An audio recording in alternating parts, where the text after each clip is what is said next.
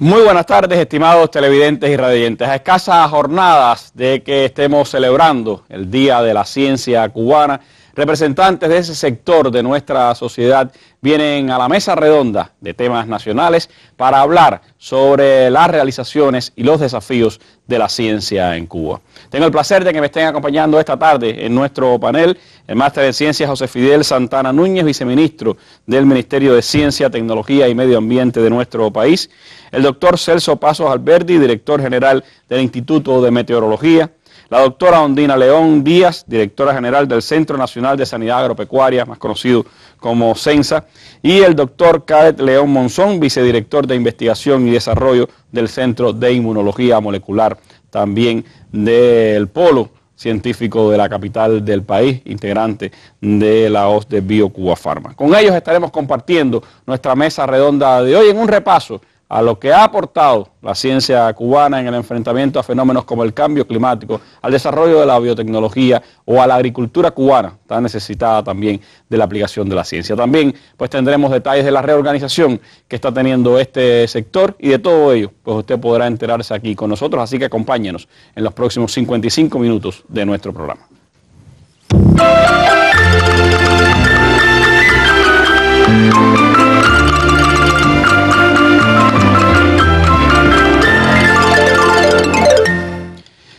En diciembre pasado se dio uno de los acontecimientos científicos y políticos más importantes del 2015, cuando en París culminó la cumbre sobre el cambio climático con acuerdos que, si bien no resuelven totalmente el enfrentamiento que debiera tener la humanidad al cambio climático y sus consecuencias, sí significó un importante paso adelante en esta conjunción de todas las voluntades y de todos los países para enfrentar este fenómeno. Cuba tiene instituciones científicas prestigiosas que trabajan en todo el programa nacional para la adaptación y la mitigación frente al cambio climático. Una de esas instituciones emblemáticas es el Instituto de Meteorología, que precisamente acaba de cumplir 50 años de fundada. Una de las instituciones científicas de la revolución y que también es orgullo, por supuesto, de los cubanos. Su director, el doctor Celso, está con nosotros y me gustaría, Celso, pues comenzar esta mesa redonda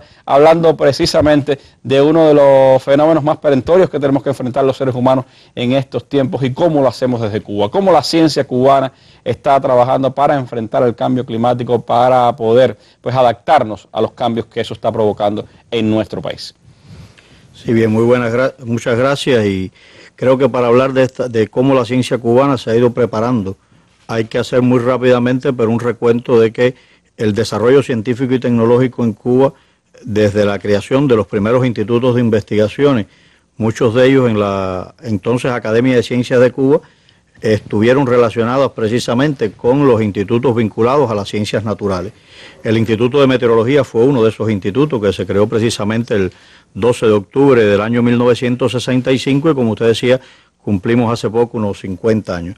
Hoy este instituto es todo un servicio nacional que integra alrededor de 1.414 trabajadores en todo el país, con un potencial científico donde alrededor de el 40% de este total de trabajadores son universitarios, alrededor del 40% también son mujeres, o sea, tenemos una gran presencia también de mujeres en nuestro sector, y tiene también un importante aporte en las investigaciones que se realizan en el país vinculado al tema del cambio climático y al tema en general de las investigaciones relacionadas con la meteorología.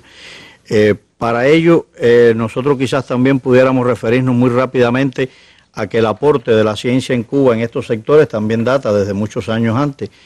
En época tan temprana como en el año 1992, a solicitud de la Academia de Ciencias de Cuba, o sea, año 92, Cumbre de Río en Brasil. De Río, discurso de Fidel histórico allí en Río. Exactamente, y casi que una de las primeras alertas sobre los fenómenos que estaban ocurriendo y sobre los impactos que iban a caer sobre la humanidad si no se tomaban medidas a tiempo, pues precisamente en Cuba, en ese año 1992, se hace uno de los primeros trabajos relacionados con esto, que fue una evaluación preliminar de los impactos del cambio climático en Cuba. Esto lo coordinó el Instituto de Meteorología, pero fue un trabajo que vinculó a muchas instituciones científicas y productivas del país y se tuvo una primera aproximación a los impactos del cambio climático en el territorio. Luego, en el periodo de los años 1996 hasta el 2010 aproximadamente, funcionó un programa nacional de ciencia y tecnología que estaba relacionado con los cambios globales y la evolución del medio ambiente en Cuba. Ese programa tuvo también bajo su responsabilidad la ejecución de importantes proyectos en estos temas. Y en el año 2001, pues Cuba presentó ante la Convención Marco de Naciones Unidas su primera comunicación nacional sobre el cambio climático. En esta comunicación nacional ya se daba un grupo de elementos sobre cómo evolucionaba este fenómeno en Cuba y cuáles eran las pautas a seguir por el país.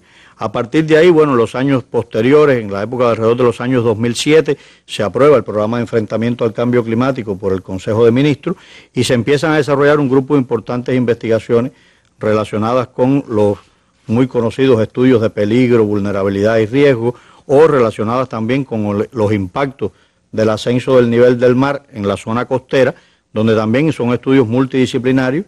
Participan alrededor de 18 instituciones, de varios organismos de la Administración Central del país, con un grupo importante, alrededor de 350 expertos. O sea que en todas estas cuestiones, aunque el Ministerio de Ciencia, Tecnología y Medio Ambiente, la Agencia de Medio Ambiente, llevan un papel coordinador, pues hay un estudio multidisciplinario en estas cuestiones. Y así sucesivamente se ha ido trabajando en el país. Hoy en estos momentos existe también un programa de investigación, un programa de interés nacional, que es un programa relacionado precisamente al Programa Nacional de Cambio Climático, también al grupo, un grupo de investigación. En el año 2003 se hizo una recopilación de los principales resultados que tenía el país en esta vertiente y se proyectaron un grupo de acciones a acometer en el corto plazo. Y ahora, recientemente, en el año 2015, previo a la COP de París, precisamente que usted mencionaba, pues Cuba presentó su segunda comunicación nacional a la Convención Marco y estamos preparándonos para iniciar en este año ya la tercera comunicación. En todos estos trabajos ha habido una parte muy importante que ha sido relacionada, por ejemplo, con los inventarios nacionales de gases de efecto invernadero y cuál es el aporte de Cuba en esa contribución a los aspectos del calentamiento global. A partir de ese desarrollo, de ese trabajo multidisciplinario, Celso, y del desarrollo que ha alcanzado también nuestras investigaciones en el ámbito del clima que lidera el Instituto de Meteorología, ¿hasta dónde hemos avanzado en ese reconocimiento y en la búsqueda de atenuar los efectos del cambio climático? ¿Cuáles, en su opinión, son los temas en los que todavía debemos avanzar más en el conocimiento? Nosotros debemos avanzar quizás en algunos temas muy vinculados, por ejemplo, en la evaluación económica de los impactos del cambio climático en el país. Es un tema en el cual, aunque tenemos el conocimiento de cuáles han sido los principales impactos observados y cuáles han sido los impactos esperados en diversos sectores de la economía, o sea, en la agricultura, en la biodiversidad, en la salud humana, etcétera, pero aún son todavía pocos los resultados que se hacen sobre la evaluación económica de estos impactos. Y por otra parte, debemos también ir encaminando hacia cómo asimilar nuevas tecnologías a partir del conocimiento que existe también en otras regiones del mundo, pero particularmente con relación a las condiciones nuestras. O sea, buscar la manera de que se exploren nuevas tecnologías que sean apropiadas para el país y cada vez sean sostenibles en el tiempo para que puedan ser realmente implementadas y que resulten apropiadas para el territorio nacional. Hoy podemos decir que ya las evidencias científicas son claras de que el cambio climático, no solo lo que se ha dicho internacionalmente, sino en Cuba, que es un proceso hoy inequívoco, que es un proceso irreversible. Hoy, por ejemplo, ya los resultados de las investigaciones dan que nos estamos enfrentando cada vez a un clima más cálido y extremo. La temperatura promedio del aire anual aumentó desde mediados del siglo pasado en alrededor de 0.9 grados Celsius. Hay evidencias del incremento del ascenso del nivel del mar con mediciones acá. Hay hoy una certeza de que cada vez son más frecuentes los eventos extremos. Ahora llevamos varios años que no tenemos huracanes, pero tenemos que recordar que tenemos sequía. Pero hemos tenido una intensa sequía, efectivamente. Pero en este siglo ya hemos tenido 8 huracanes intensos. Y el año pasado fue bastante caluroso. Y el año pasado fue muy... Bueno, el año pasado, hoy ya podemos decir que el 2015 fue el año más cálido en Cuba desde que se tienen al menos observaciones confiables, o sea, desde el año 1951 hasta la fecha. Es decir, que desde que el Instituto de Meteorología está funcionando es el año que ustedes han registrado de más exactamente, un poquito más atrás también. En Cuba se tienen observaciones mucho anteriores, incluso del siglo XIX, desde principios del siglo XX, pero bueno, series completas. Siempre la serie, digamos, que se toma como referencia, la serie del año 1961-1990. Hoy podemos decir que el año 2015 superó la temperatura media anual en 1.06 grados Celsius. Pero hay que recordar que tuvimos meses muy calurosos, pero tuvimos, por ejemplo, un mes de abril en el que en varias estaciones meteorológicas ocurrieron 28 nuevos récords de temperatura en todo el año 2015 en diferentes lugares. Y esto, pues como es lógico, tiene aunque hay que decir también y aclarar que aquí hay que diferenciar bien los fenómenos de la variabilidad climática normal. O sea, puede haber un año más seco, un año más lluvioso, puede haber un año más cálido, un año menos cálido. Eso no quiere decir solamente que estamos en presencia del cambio climático solamente. Lo que pasa, por ejemplo, este mismo año 2015, lo que vamos de 2016 también, está la presencia del fenómeno del Niño, oscilación del sur, que eso lo que hace es que agrava este tipo de condiciones. Cuando tenemos un evento del Niño, oscilación del sur, que incrementa esa variabilidad dentro de un cambio climático que ya está ocurriendo, pues como es lógico, los impactos son mucho mayores. Pero bueno, todos estos resultados científicos hoy son parte del desarrollo de la ciencia, del conocimiento, de la formación de los recursos humanos de Cuba. Cuba tiene una activa participación dentro del panel intergubernamental de expertos del cambio climático. Que ganó el premio Nobel hace par de años y donde hay científicos cubanos. Hay un grupo importante de científicos cubanos que participan como autores, como colaboradores, hay un reconocimiento a eso, y eso también ha traído también que Cuba también ha podido también prestar como colaboración asistencia técnica, además, en varios países de Latinoamérica, del Caribe, de África, un papel importante de los expertos cubanos en apoyo a transmitir el conocimiento y formar capacidades también en esos territorios para poder enfrentar el cambio climático de manera más coordinada desde el punto de vista del conocimiento científico. Y es uno de las áreas de la investigación y de la ciencia en las que incluso antes de la nueva etapa de las relaciones entre Cuba y Estados Unidos había un vínculo y un respeto entre científicos de esta área de Estados Unidos y científicos cubanos. Exactamente, compartimos además fenómenos meteorológicos similares. Las ciencias naturales no tienen fronteras desde el punto de vista de países o fronteras políticas, sino que muchos fenómenos, como son los propios huracanes y otros más, pues tienen una influencia tanto en Cuba como en el continente de América del Norte y al revés.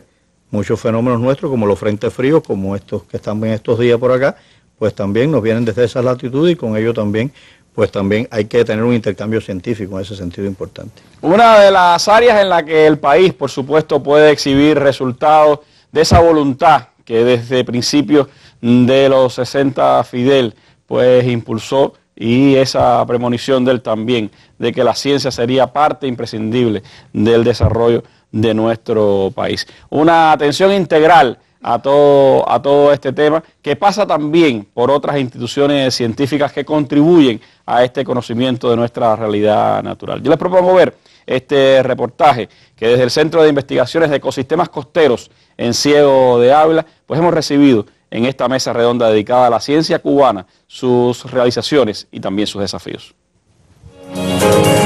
Con la gestión de los conocimientos científicos en el manejo y conservación de los ecosistemas costeros para un desarrollo sostenible, el colectivo devino referencia regional con la puesta en práctica de proyectos de investigación y servicios científicos técnicos para la protección de todo el litoral, sea o no afectado por el desarrollo económico, turístico y social. Tenemos un proyecto muy fuerte aquí en Laguna Larga con la posible rehabilitación de la laguna. Estamos tratando de construir un sistema que mejore las condiciones de la laguna y hemos extrapolado también el trabajo hacia otras provincias, sobre todo Camagüey. Fundado el 28 de noviembre de 1991 para proteger y utilizar de manera sostenible los recursos naturales de las zonas costeras del país, cuando se inició de forma acelerada la explotación de los recursos naturales como atractivo turístico, pero sin olvidar la conservación y manejo de la biodiversidad de las zonas costeras del territorio nacional. No obstante, el impacto medioambiental en las playas dejó huella huellas que se revierten paulatinamente. En este año, ya con la combinación de todos los estudios realizados en años anteriores, en el mes de abril-mayo debemos comenzar con estos trabajos de recuperación de playa en las playas de El Paso, Flamenco y Larga, aquí en Cayo Coco. Una de las líneas más importantes de trabajo investigativo consiste en la caracterización estructural y funcional de los ecosistemas costeros mediante el monitoreo constante de los principales indicadores ambientales, lo cual contribuye a la evaluación, conservación y manejo del medio en aras del beneficio y disfrute del hombre. En la actualidad radican en la institución 75 trabajadores, de ellos suman alrededor de 50 los especialistas y técnicos que se dedican a las labores de investigación en diferentes ramas de las ciencias naturales y vinculados a estudios medioambientales. Los trabajos de investigación se realizan en más de 20 laboratorios especializados y una estación meteorológica de primer orden según los requerimientos internacionales. Desde Ciego de Ávila, Osvaldo Sánchez Naranjo, Sistema Informativo de la Televisión Cubana. El futuro de nuestra patria tiene que ser necesariamente un futuro de hombres de ciencia. Tiene que ser un futuro de hombres de pensamiento, porque precisamente es lo que más estamos sembrando. 15 de enero de 1960. Discurso pronunciado en el acto celebrado por la Sociedad Espeleológica de Cuba en la Academia de Ciencias.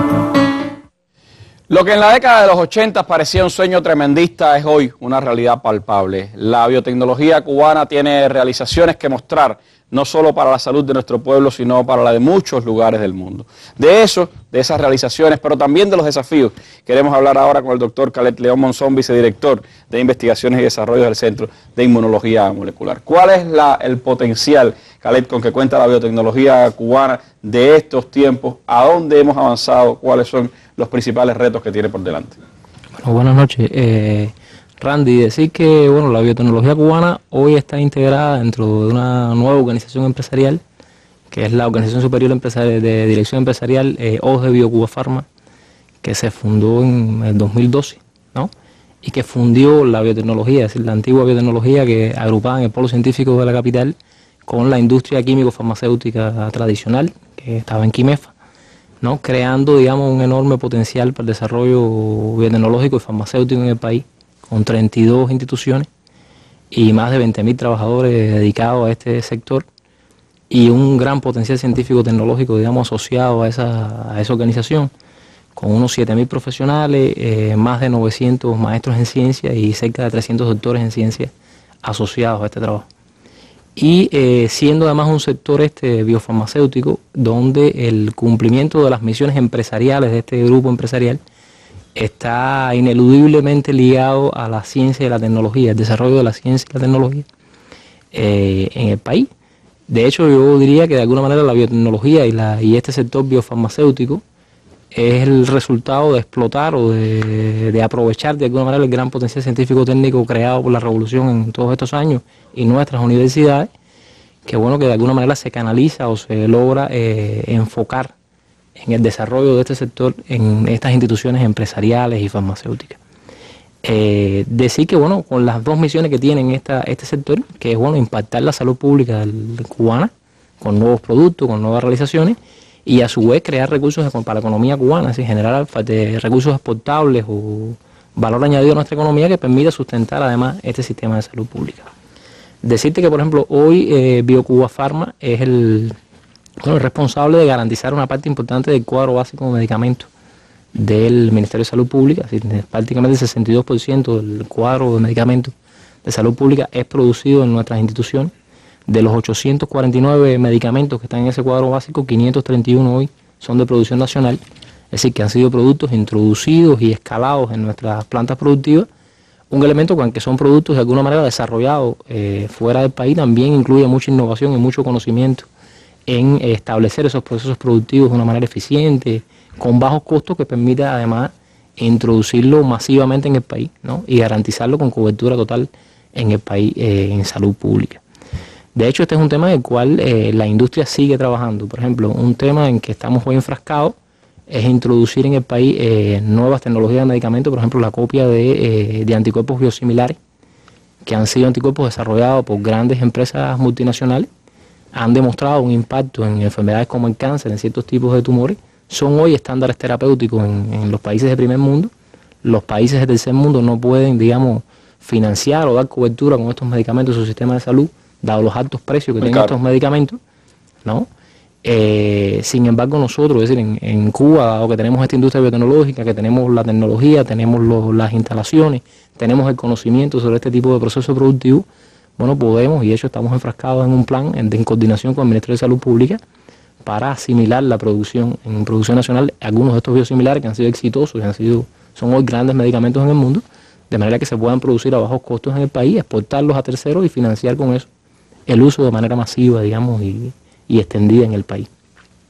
Por otra parte, también la industria, como le decía, es un gran aportador a la economía nacional.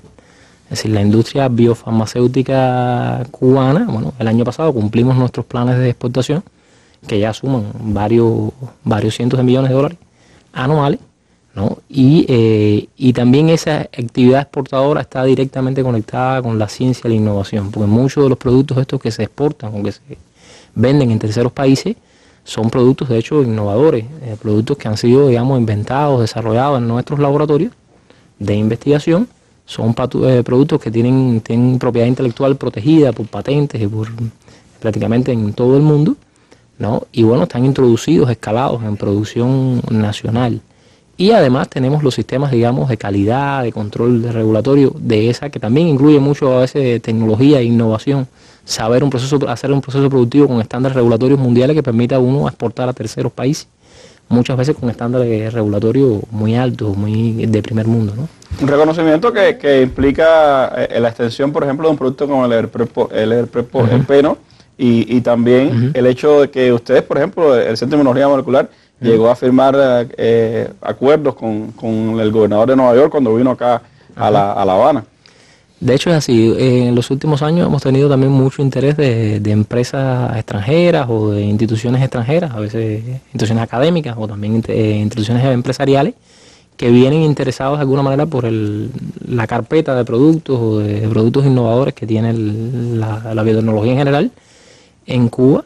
Y bueno, y eso es fuente muchas veces también de ingresos para la economía, inclusive antes de que un producto se convierta en un producto exportable. Tú mencionabas el Everpro-P, que es hoy de hecho un producto novedoso, el CGB, desarrollado en el CGB para la úlcera del pie diabético. Es un producto que tiene un gran impacto médico, es decir, impide las amputaciones o reduce el riesgo de amputación de los pacientes con este tipo de úlcera.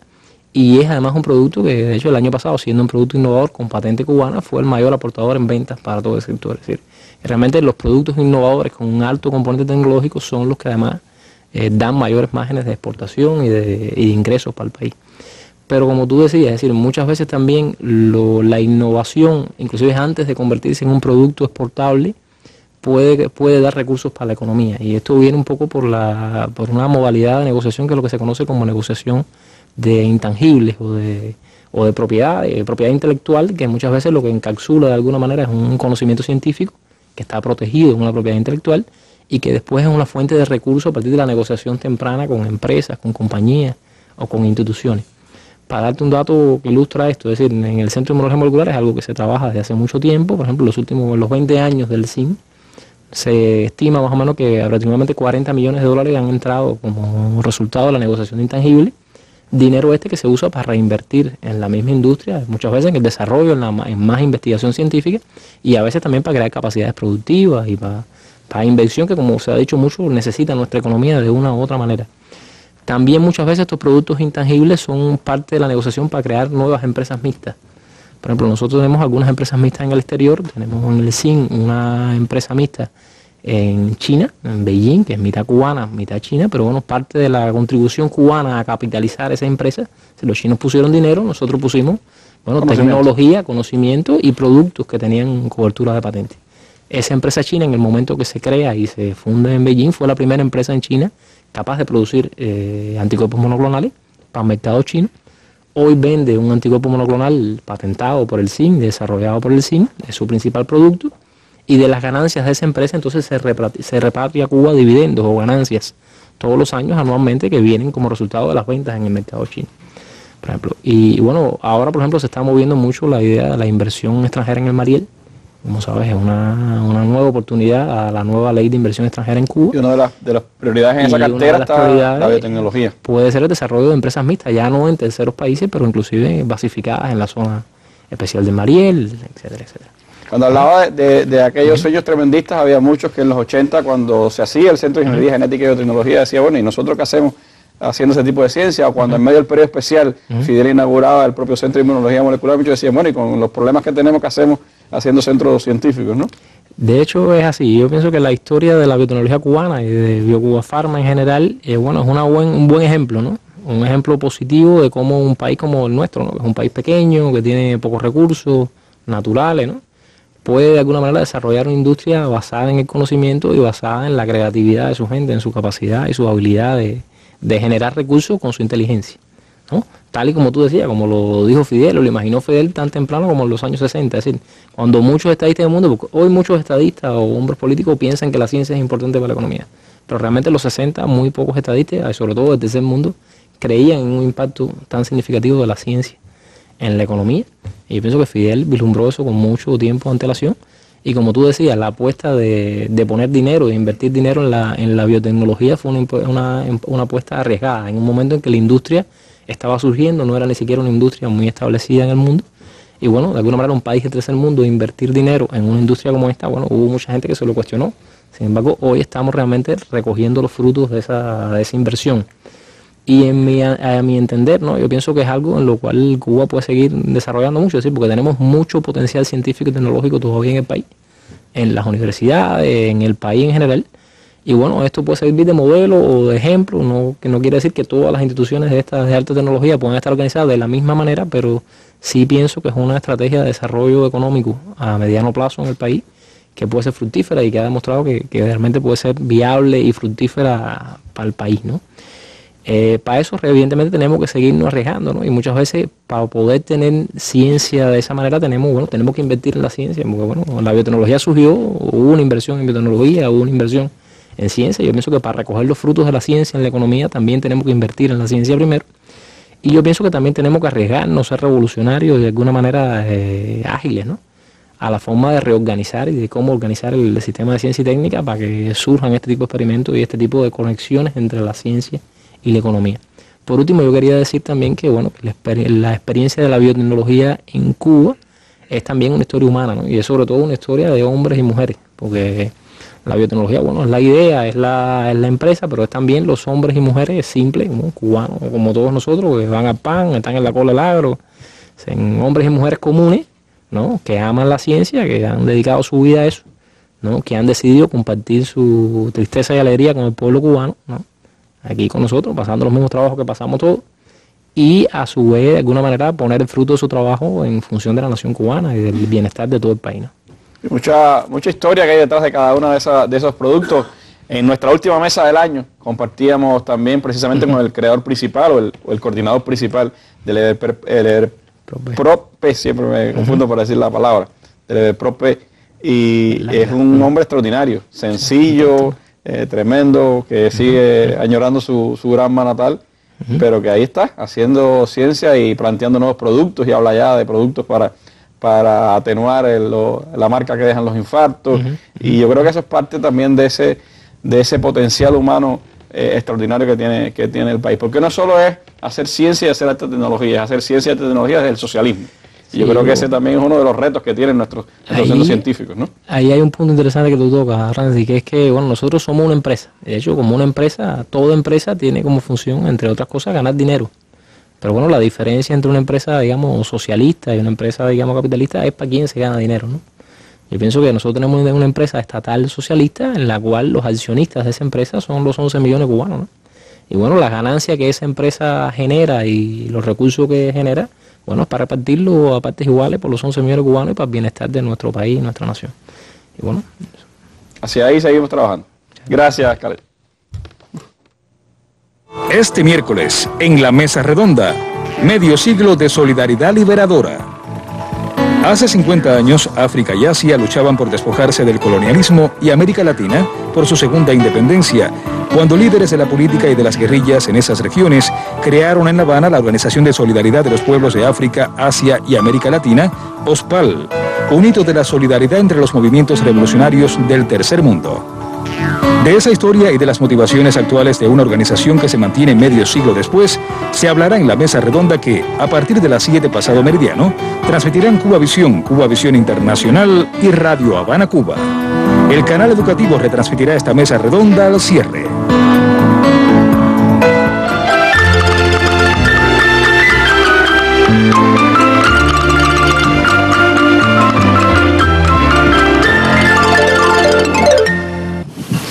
La comunidad científica mayabequense, distribuida en 14 centros de investigación, se especializa en el desarrollo de diversas ramas como la biotecnología, el mejoramiento genético, el manejo de plagas, la obtención de semillas de alta calidad, estudios sobre animales, mecanización agrícola y sanidad agropecuaria. El Instituto de Ciencia Animal sobresalió durante el 2015 por sus aportes científicos. A 50 años de creado, el ICA continúa siendo uno de los centros científicos de mayor impacto investigativo en el área de la veterinaria y la agricultura en Cuba y el trópico. Fue un año en que la institución logró como entidad cabecera 9 premios Sigma.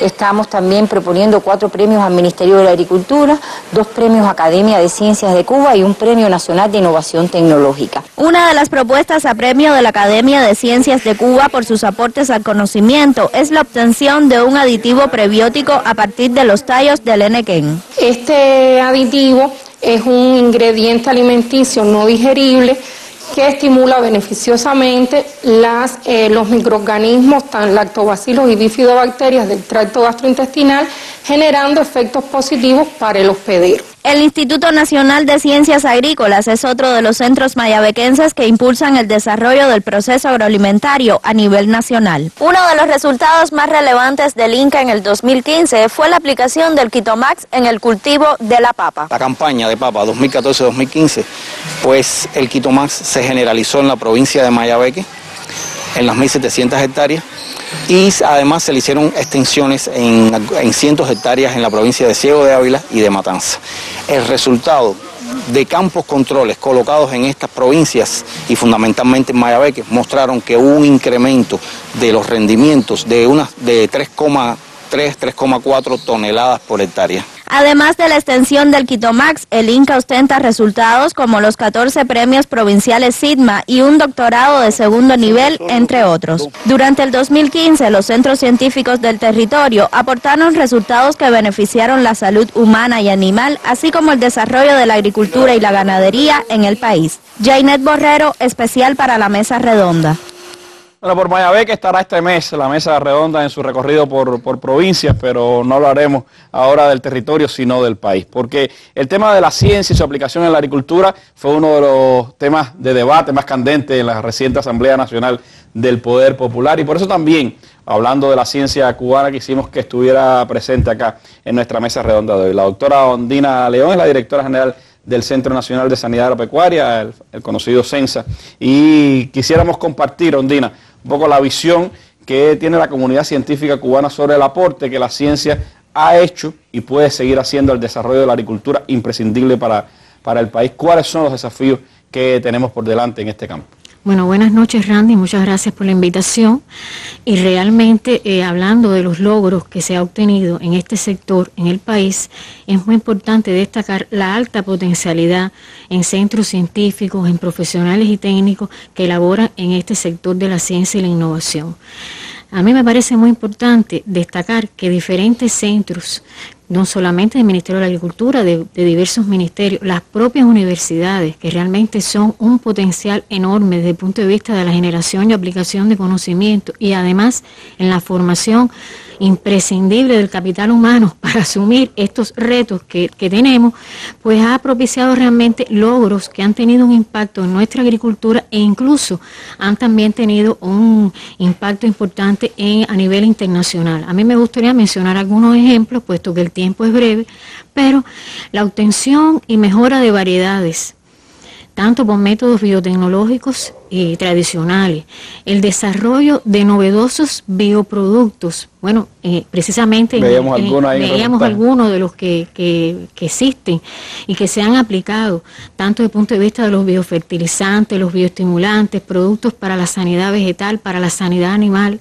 También el desarrollo de tecnologías aplicadas a la reproducción, a la nutrición animal, también tecnologías dedicadas y específicas a la vigilancia a partir de análisis de riesgo ante la presencia o la posible presencia de enfermedades que pudieran ser causantes de un desastre sanitario en este sector.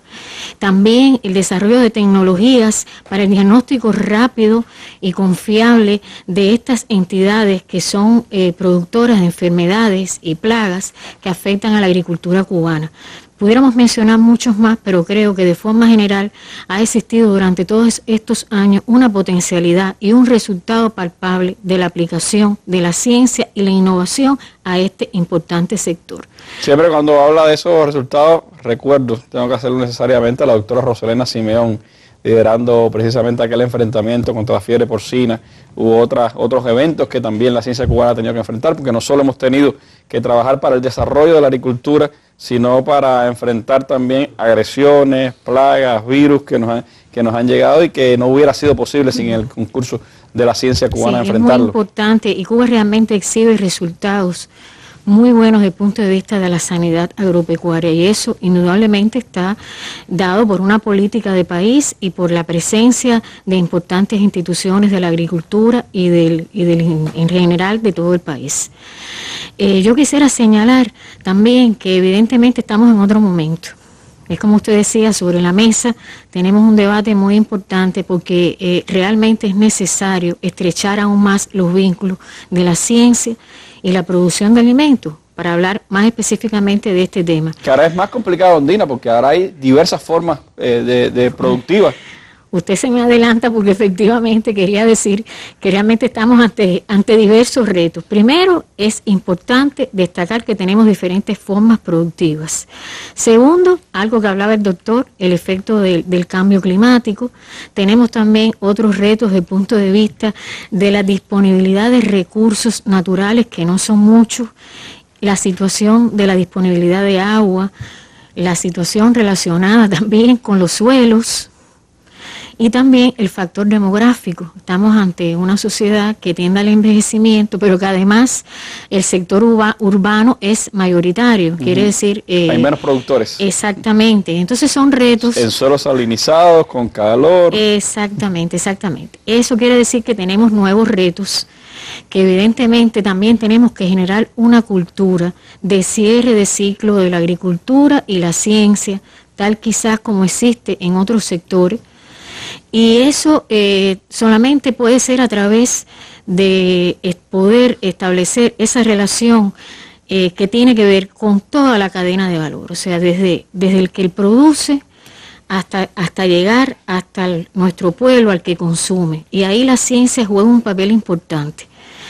Yo debo decir que aplicar la innovación en el sector agropecuario es esencial, porque realmente pensar en un desarrollo sostenible ante todos estos retos sin tener una clara visión de la importancia de la innovación es realmente no perdurará, no es un elemento que pudiera ser positivo.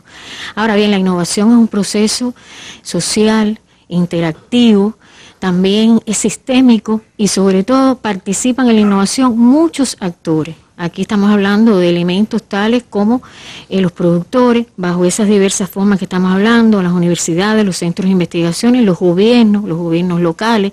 Estamos hablando también de las empresas. Estamos hablando también de mecanismos que de una forma u otra tienen que interactuar con estos actores. Y también, específicamente en nuestro caso, existen dificultades estructurales que no deben dejar de mencionarse Es necesario realmente perfeccionar la política de innovación del país. También tenemos que lograr una mejor gestión de los recursos financieros, lograr también una mejor gestión del capital humano y de otros muchos elementos, por ejemplo las inversiones. Realmente a veces uno siente que en eso hay que también trabajar con mucha intensidad. Yo quisiera, si me lo permite, referirme a otro tema que señaló nuestro vicepresidente primero, Miguel Díaz-Canel, precisamente en esa sesión que usted hablaba de la Comisión de Ciencia, Tecnología y Medio Ambiente de la Asamblea Nacional del Poder Popular, donde él señalaba, y cito, si me permite, no voy a leer toda la idea, que es que tenemos que cerrar el ciclo entre la agricultura y la ciencia y agregar el valor a lo que producimos. Es muy importante el tema de la inocuidad de los productos y es esencial y debe ser garantía para los alimentos que ya importamos, los que desarrollamos a lo largo de toda la cadena productiva, incluso los que exportamos. Ahí también la ciencia aporta, porque el país ha desarrollado toda una red de laboratorios con ensayos acreditados que pueden perfectamente brindar servicios para la detección de contaminantes y otras alteraciones y para asesorar, para compartir estos elementos. Por último, a mí me gustaría, si me lo permite también, destacar otros elementos que son esenciales. El tema de modificar los mecanismos de extensión agraria, la contratación, la necesidad también de que el productor sea capacitado, que el productor sienta y perciba el beneficio de la aplicación de la ciencia. Ese es un proceso también que forma parte de la innovación. Y también la ciencia, los centros de investigación, sus investigadores, sus técnicos tienen también que ser de una forma u otra retribuidos, pero lo fundamental, Randy, nuestro pueblo urge que se avance en esta temática. Tenemos que ser capaces de propiciar esa abundante cantidad de alimentos con calidad que nuestro pueblo necesita y también exonerar al Estado de la importación y la erogación de importantes recursos como materias primas y alimentos que realmente son muy costosos en el mercado internacional. Para el próximo año más de 1.200 millones de dólares tendremos que invertir. Yo creo que nosotros tenemos capacidad, nosotros tenemos voluntad, hay un potencial y nosotros tenemos que ser capaces de avanzar y lograr nuevos resultados. Yo confío plenamente en que la ciencia va a seguir dando resultados importantes en este nuevo escenario y con estos nuevos retos que tenemos. Un camino sin duda necesario, un camino imprescindible en el que, como usted decía, también es bueno que en tanto más aporten los científicos, más también sean retribuidos. Y yo creo que esa es parte también de las realidades en las que está enfrentándose, en que está pues desarrollándose la ciencia cubana de estos tiempos. Una ciencia que está en reorganización, que está también buscando nuevos derroteros, y de eso estaremos hablando en este segmento final de nuestra mesa redonda. Acompáñenos para seguir hablando de la ciencia cubana. Este jueves, mesa redonda y foro debate, la ciencia cubana, realizaciones y desafíos. Directivos del SITMA y de reconocidas instituciones científicas del país comparecerán el jueves en la mesa redonda para responder a las opiniones e interrogantes de la población sobre el desarrollo científico de Cuba, sus resultados y retos. Antes, a las 10 de la mañana, intercambiarán con los internautas sobre el mismo tema en el sitio web Cuba Debate. Acompáñenos más allá de la noticia.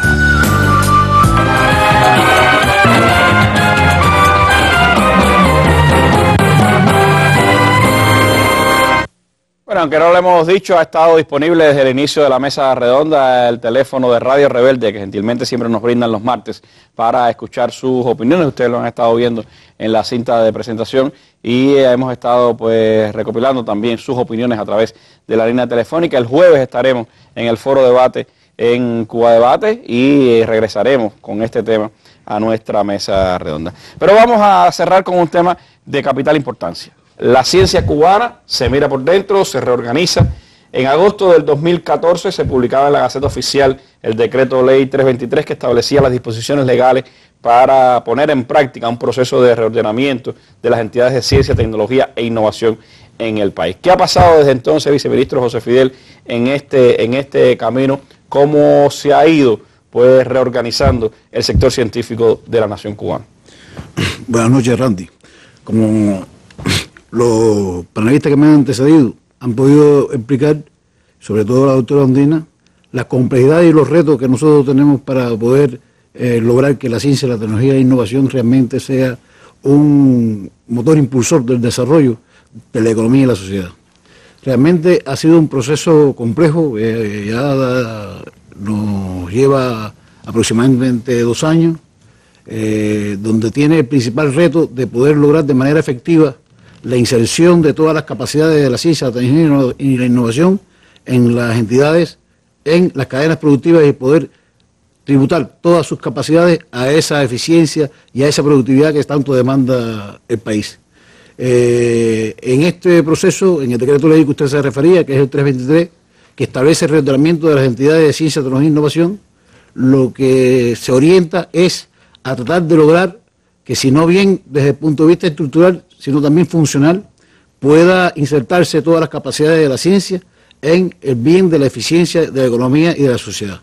Es un proceso que ha demandado mucho esfuerzo, que no es solamente del CISMA, va mucho más allá del CISMA, un proceso todo el sistema del país, donde se implican todos los actores, que por la característica que tiene la ciencia y la tecnología es transversal, no excluye a ningún sector, y por tanto es una de las cuestiones que hay que tener en cuenta desde la formación. Aquí realmente se ha discutido en la mesa de que el proceso de innovación, que es un proceso complejo, es un proceso que tiene que ver con la formación y con la cultura de todos los actores en esas cadenas productivas, y puede ser que en algún eslabón que falle realmente puede cuestionar la efectividad y el impacto de los resultados de la ciencia y del conocimiento en bien de la economía. Eso es uno de los retos que tenemos en estos momentos. Se está reorganizando no solamente el sistema de entidades de ciencia, tecnología e innovación con esa finalidad, que aparece bien ilustrado ese mandato en los lineamientos del partido, que tiene bien explícito y identificados los problemas a partir de diagnósticos que se han hecho de manera conjunta, y estamos enfocando a la solución de todos esos problemas y poder resolver y solucionar todas las cuestiones y las barreras que frenan el desarrollo de la fuerza productiva, donde están fundamentalmente los de la ciencia.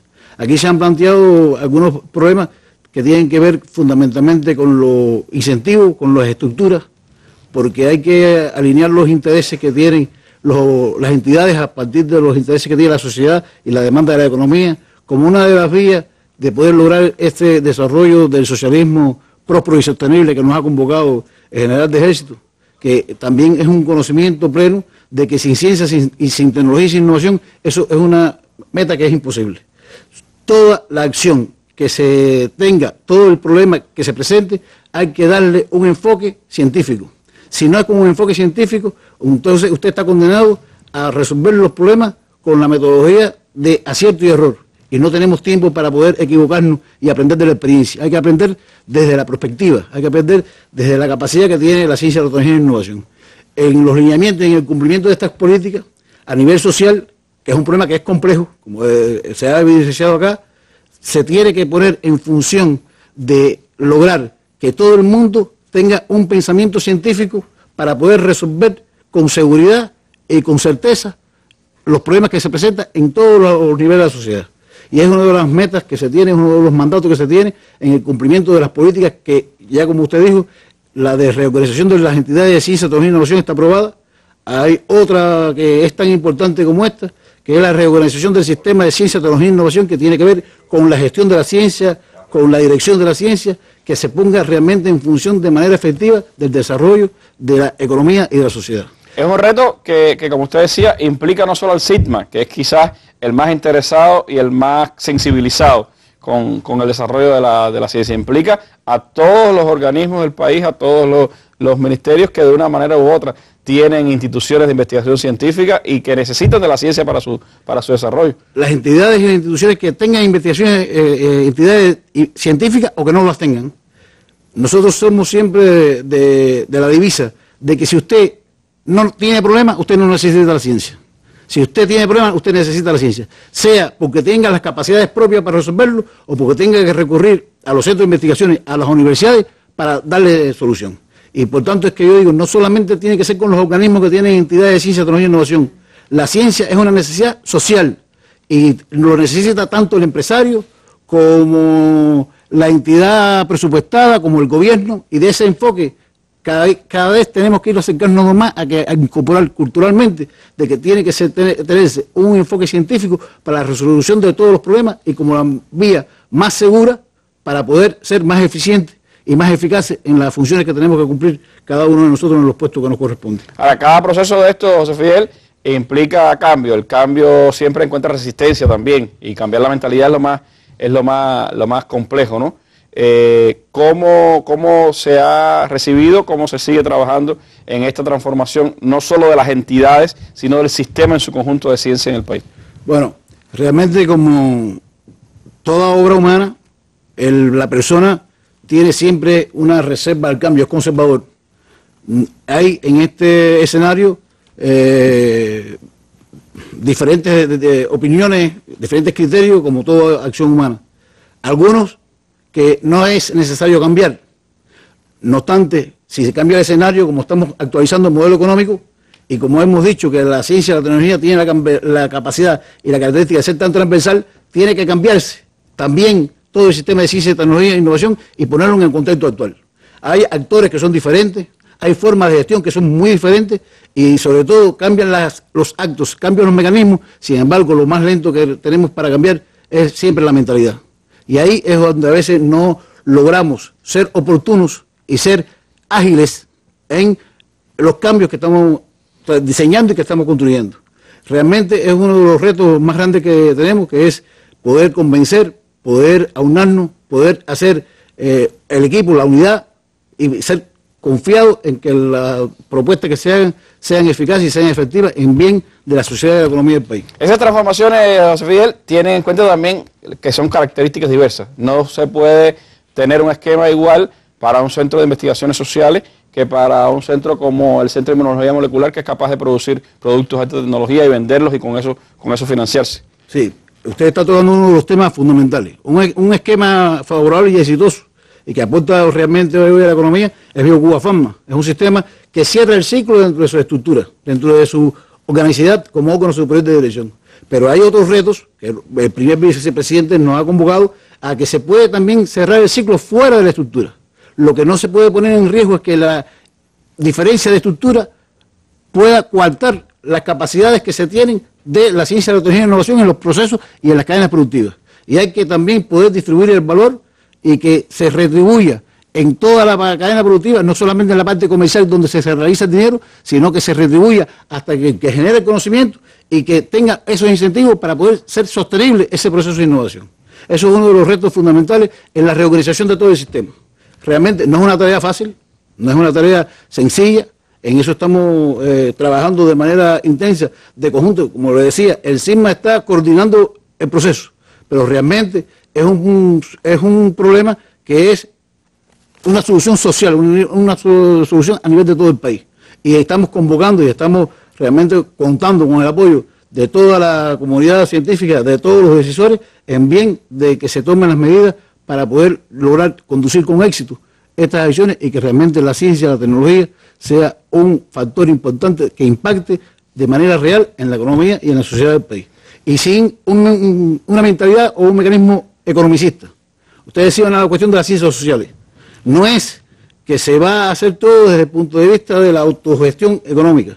Hay ciencias sociales, hay ciencias básicas que son muy importantes para el país y que estamos poniendo en primera línea. No se está poniendo en riesgo, no se está poniendo en cuestionamiento de que por qué no aporta dinero hay que cerrar un centro, para nada, sino que se está poniendo exactamente en la importancia y en la misma medida de lo que aporte y defendiendo sobre todo la capacidad y potencial científico y la experiencia y las líneas de investigación que ha logrado la revolución durante todos estos años. ¿Esa búsqueda de eficiencia significa en algún modo recorte de recursos para la ciencia cubana? No, para nada. Eso es otra de las cuestiones que a veces se percibe de manera equivocada. Se está mandatado de que es una prioridad para el país y es un conocimiento casi explícito de que la ciencia y la tecnología tienen que tener la máxima prioridad para el desarrollo. Y los recursos son crecientes y se están asegurando. Hay cuestiones que se están cambiando de estructura. El aporte de los financiamientos empresariales a partir de la retención de sus utilidades, lo reconoce las leyes en el nuevo contexto, es para que la empresa cada vez vaya ganando más en la cultura innovadora que necesita y poder reintegrar, revertir esas utilidades que retiene en función del desarrollo. Y ese aporte a nivel empresarial sea creciente. Pero no quiere decir porque que el Estado se va a desentender, es que también el Estado va de manera creciente incrementando los aportes que la ciencia y la tecnología necesitan en bien del desarrollo del país. Porque sin inversiones en la ciencia y la tecnología, como es lógico, no hay impacto en el desarrollo de la economía.